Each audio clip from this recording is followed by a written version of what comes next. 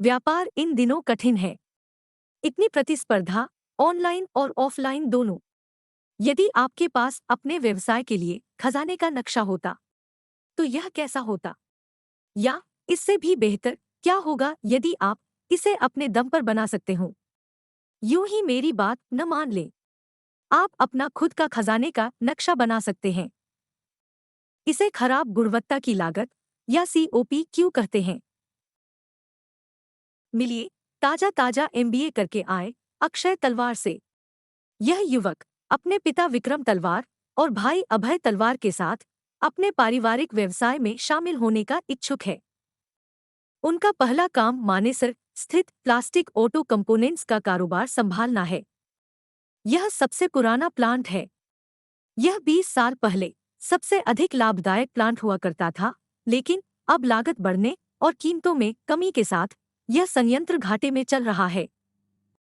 दरअसल ग्राहकों को खुश रखने और प्लांट को चलाने के लिए अन्य प्लांटों और व्यवसायों से होने वाली कमाई को इस प्लांट में डाला जा रहा है।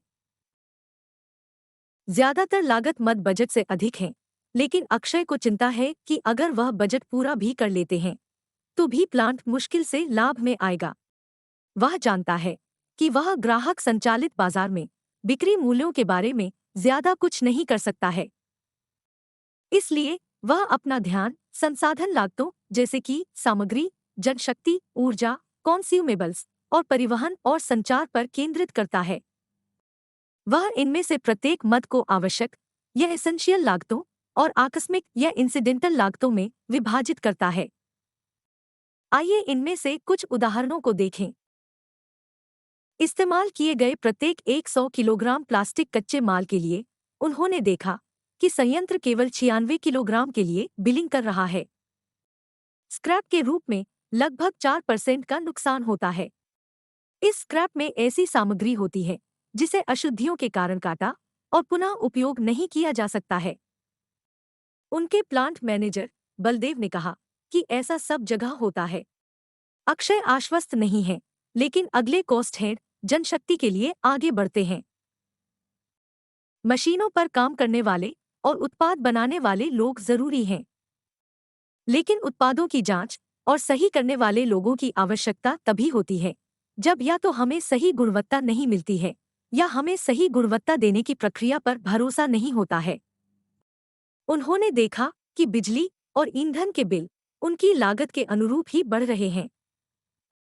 बलदेव के पास वे सभी उत्तर और औचित्य हैं जो सतही तौर पर मान्य लगते हैं, लेकिन अक्षय को अभी भी संशय है।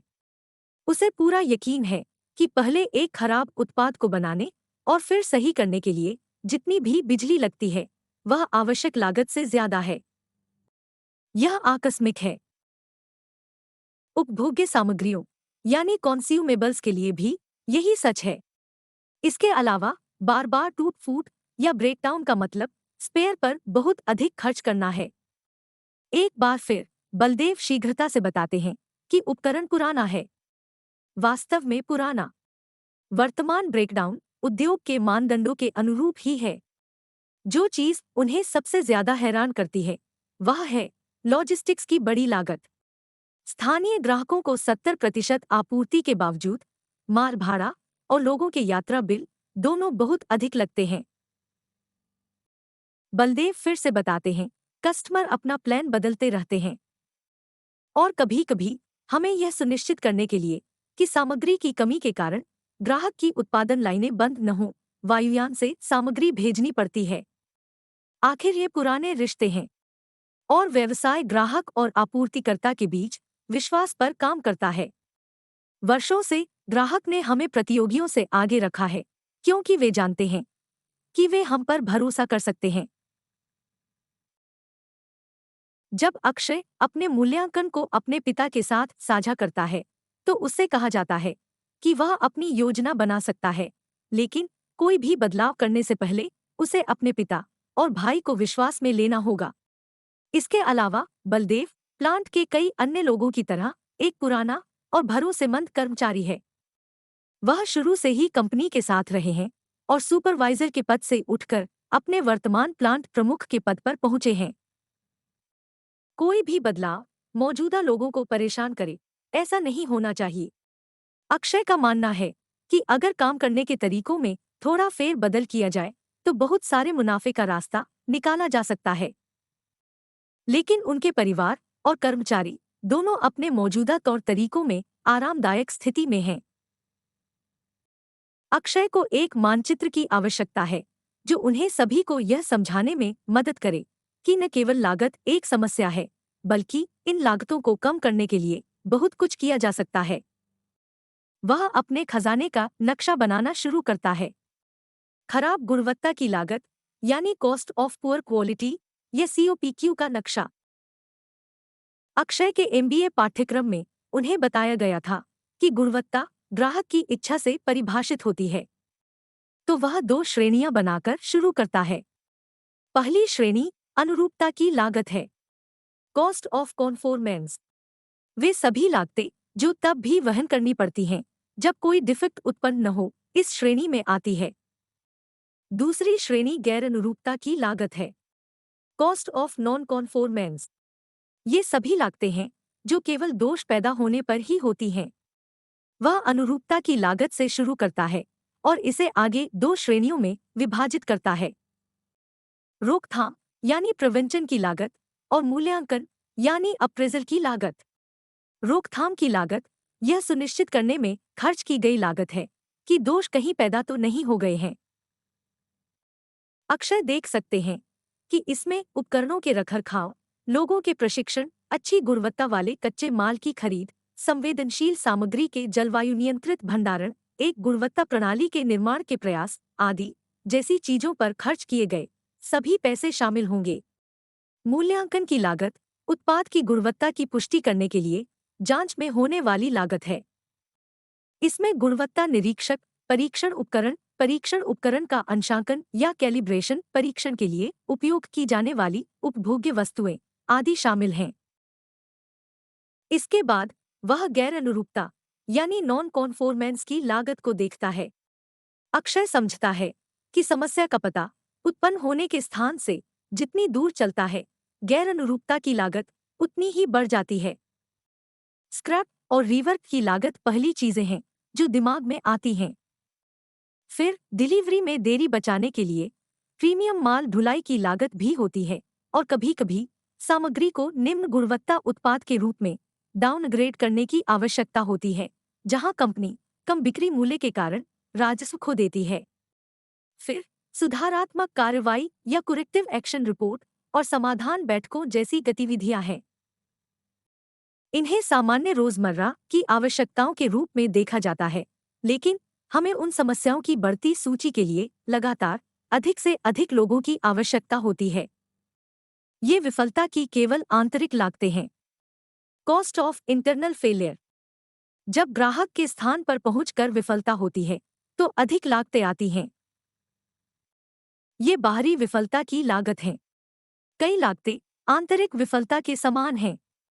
उनमें और भी लागतें भी शामिल हैं, जैसे समाधान के लिए ग्राहक साइटों पर जाने वाले लोग, ग्राहक दंड, रिप्लेसमेंट उत्पादों को भेजने के लिए अतिरिक्त रसद इत्यादि। यह बहुत अच्छा है कि वारंटी अक्षय के व्यवसाय के लिए लागू नहीं है, अन्यथा उन्हें भी इस सूची में शामिल किया जाएगा। अक्षय के लिए अब साफ है, रोकथाम की लागत ही एकमात्र लागत है जो गुणवत्ता के लिए अच्छी है। हम केवल इसलिए मूल्यांकन लागत वहन करते हैं क्योंकि हम अपनी प्रक्रिया के बारे में सुनिश्चित नहीं हैं। इसका मतलब यह है कि अक्षय को मूल्यांकन, आंतरिक विफलता और बाहरी विफलता की लागत को कम करने पर काम करना होगा, क्योंकि वे एक साथ खराब गुणवत्ता की लागत बनाते हैं। इंटरनेट में ढूंढने पर इस बात की पुष्टि होती है कि अमेरिकन सोसाइटी फॉर क्वालिटी द्वारा भी इसका समर्थन किया जाता है, जो दुनिया में गुणवत्ता पर सबसे प्रमुख आधिकारिक इकाई में से एक है। अक्षय के मन में अब कॉस्ट ऑफ पुअर क्वालिटी के छिपे खजाने का नक्शा आकार लेने लगा है। लेकिन एक समस्या है, इनमें से कुछ लागतें हैं जिन्हें आसानी से मापा जा सकता है। कुछ स्पष्ट हैं, जैसे scrap, rework, customer penalty, downgrade आदि। कुछ इतने सीधे नहीं हैं, जैसे अतिरिक्त बिजली की खपत या सुधारात्मक कार्यों में खर्च किया गया समय, यहाँ तक कि एक नाराज ग्राहक को शांत करने के लिए वरिष्ठ प्रबंधन द्वारा खर्च किया गया समय।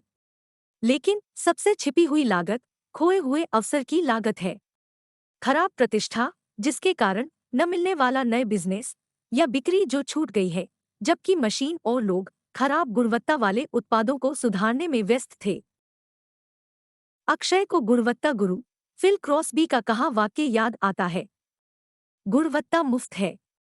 यह कोई उपहार नहीं है, लेकिन यह मुफ्त है। अगुणवत्ता चीजें पैसे खर्च कराती हैं। अब अक्षय को इस विषय को अपने संयंत्र के लिए उचित माप में बदलने की जरूरत है।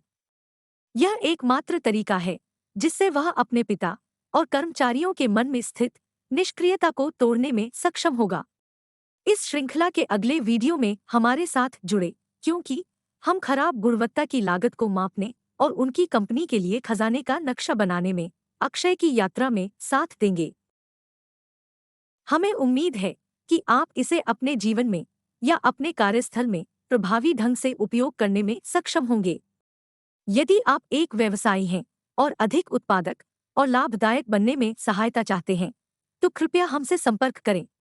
यदि आप उत्पादकता या गुणवत्ता सुधार के संबंध में अपने ज्ञान और कौशल में सुधार करना चाहते हैं, तो कृपया हमारे अन्य वीडियो देखें।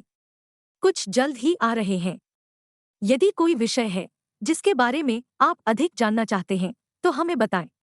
हम उन्हें शामिल करने का प्रयास करेंगे। हमारा वीडियो देखने के लिए आपका धन्यवाद।